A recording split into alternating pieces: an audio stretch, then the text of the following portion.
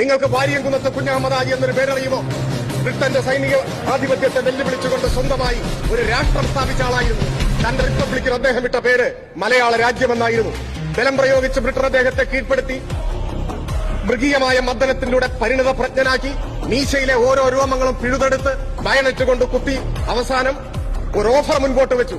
നിങ്ങൾ മാപ്പപേക്ഷ എഴുതി തന്നാൽ, നിങ്ങൾ സ്വാതന്ത്ര്യ സമരം അവസാനിപ്പിച്ചാൽ നിങ്ങളെ മക്കയിൽ സുഖമായി ജീവിക്കാനുള്ള സൗകര്യം ഏർപ്പെടുത്തിത്തരാം എന്നാണ് ബ്രിട്ടീഷ് സൈന്യ മേധാവികൾ അദ്ദേഹത്തോട് പറഞ്ഞത്.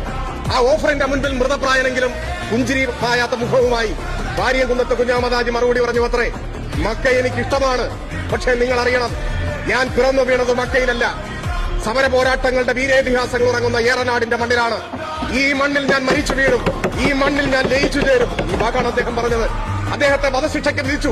വിധി കേട്ട ഉടനെ അദ്ദേഹം പറഞ്ഞു, പിറന്ന നാടിനു വേണ്ടി രക്തസാക്ഷിയാകാൻ എനിക്കൊരവസരം കൈവന്നിരിക്കുന്നു. ഇതിന് രണ്ടിടക്കായത്ത് നമസ്കരിച്ച് ദൈവത്തോടുള്ള നന്ദി പ്രകാശിപ്പിക്കാൻ എനിക്ക്